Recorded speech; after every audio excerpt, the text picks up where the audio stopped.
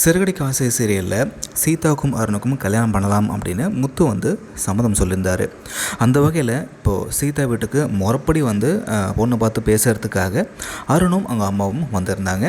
இங்கே பொண்ணு வீட்டு சார்பாக பேசுகிறதுக்கு அண்ணாமலை, முத்து, மீனா அப்படி எல்லாமே இருக்காங்க.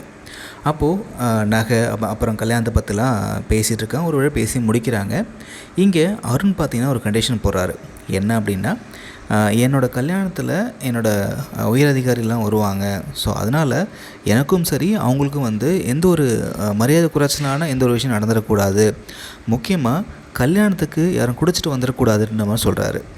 இது கேட்டதுமே முத்து வந்து பத்திரிக்கை கொடுக்கும்போதே நான் எல்லாத்தையும் போய்ட்டு குடிச்சு வரக்கூடாது நான் சொல்ல முடியுமா அப்படின்னு சொல்லி நக்கலாக பேச, அண்ணாமலை ஒரு வழியாக எல்லாத்தையும் பேசி சரி பண்ணுறாரு.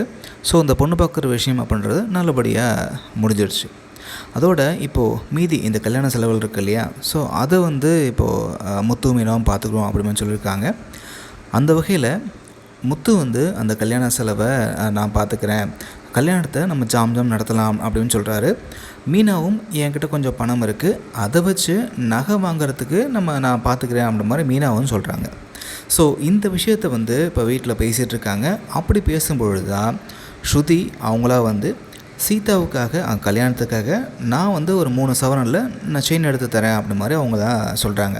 இதுக்கு பின்னாடி என்ன காரணம் அப்படின்னா, இப்போது ரவி ஸ்ருதியோட கல்யாணத்தை பண்ணி வச்சது சீதா தான்.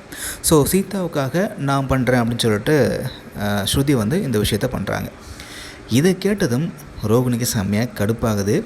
ரோகிணி ஸ்ருதியை தனியாக பார்த்து, எனக்கு எமர்ஜென்சின்னு உங்கள்கிட்ட பணம் கேட்டேன், அப்போ நீங்கள் இல்லைன்னு சொல்லிட்டீங்க. இப்போது மீனா கேட்காமலேயே வந்து நீங்கள் வந்து அவங்க தங்கச்சி கல்யாணத்துக்கு 3 பவுனில் செயின் போடுறதா சொல்கிறீங்களே, அந்தளவுக்கு நான் உங்களுக்கு வந்து ஒரு வேண்டுதலாக போயிட்டேனான்ற மாதிரி கேட்குறாங்க.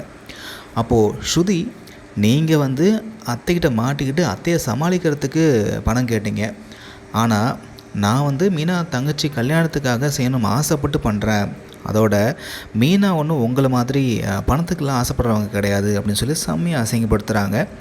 இதனால் ரோகிணி இப்போ மறுபடியும் ஸ்ருதிகிட்ட போய்ட்டு அசிங்கப்பட்டது தான் மிச்சம். இது ஒரு பக்கம் இருக்க, இந்த ரோகிணி வந்து இப்போது முருகன்ட்ட 1 லட்ச ரூபா பணம் வாங்கினாங்க இல்லையா, அந்த பணத்தை கொடுத்துட்டாங்க. அதே நேரத்தில் ரோகிணிக்கு இன்னொரு பெரிய பிரச்சனை வருது.